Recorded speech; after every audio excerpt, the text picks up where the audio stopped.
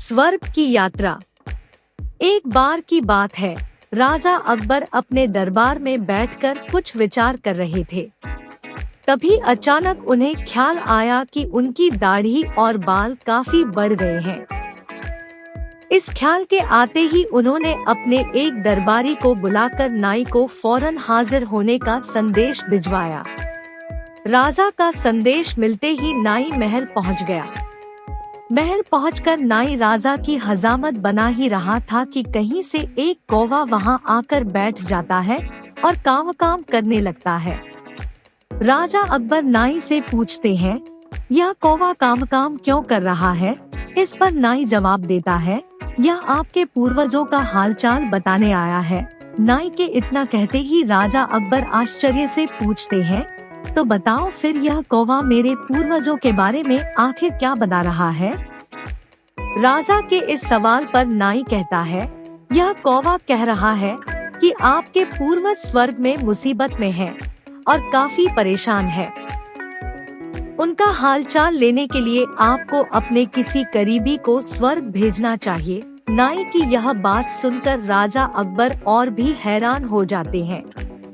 राजा अकबर आश्चर्य से नाई से पूछते हैं, आखिर किसी इंसान को जिंदा स्वर्ग में कैसे भेजा जा सकता है? राजा के इस सवाल पर नाई जवाब देता है, महाराज मेरी नजर में एक पुरोहित है जो इस काम को अंजाम दे सकता है। बस आप इस काम के लिए अपने किसी करीबी को स्वर्ग जाने के लिए राजी कर लीजिए। नाई के इस आश्वासन पर राजा अकबर तैयार हो जाते हैं और दरबार में अपने सभी करीबी दरबारियों को बुलाते हैं। राजा के आदेश पर सभी करीबी दरबारी राजा अकबर के सामने हाजिर हो जाते हैं। सभी दरबारी राजा से अचानक बुलाने की वजह पूछते हैं।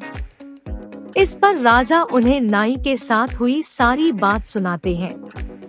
राजा की बात सुनकर सभी दरबारी एक मत में बीरबल का नाम आगे रखते हैं।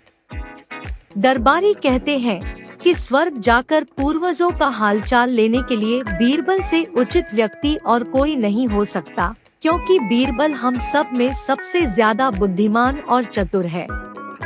इसलिए स्वर्ग में आपके पूर्वजों का हालचाल लेकर वह उनकी परेशानी का हल आसानी से निकाल सकता है। राजा अकबर दरबारियों की इस सलाह को मानते हुए बीरबल को स्वर्ग भेजने की तैयारी कर लेते हैं।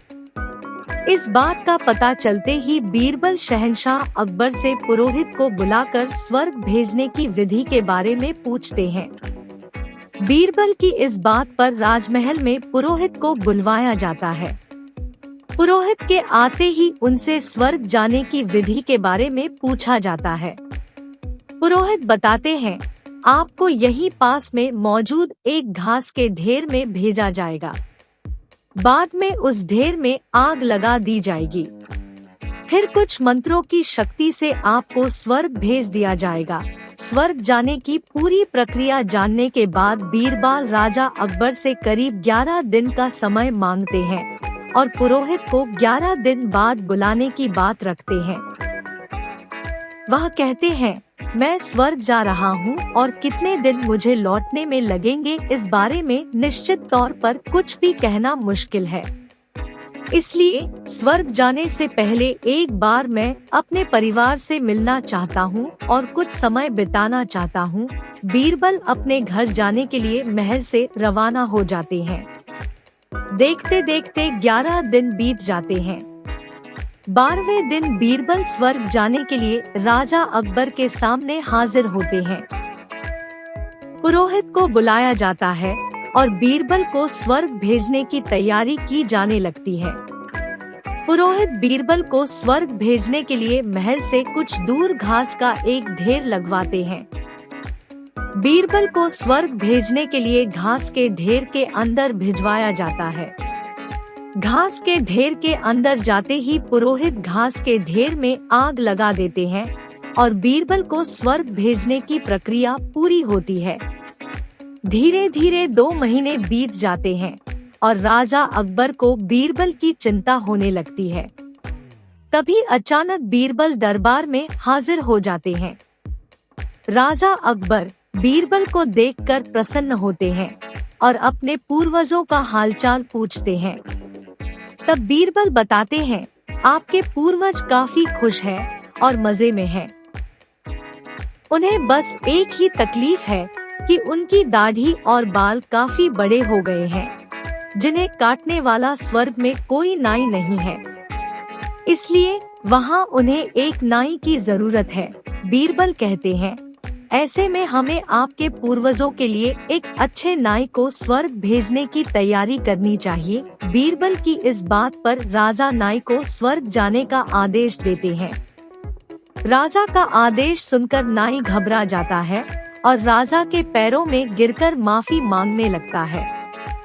नाई राजा से कहता है कि यह सब कुछ उसने वजीर अब्दुल्लाह के कहने पर किया था।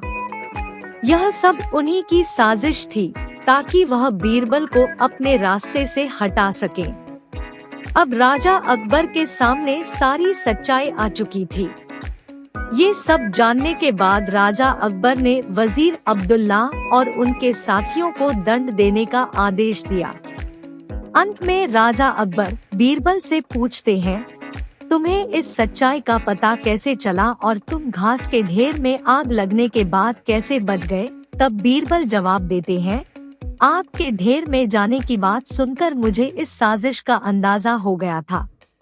इसी वजह से मैंने 11 दिन का समय मांगा था।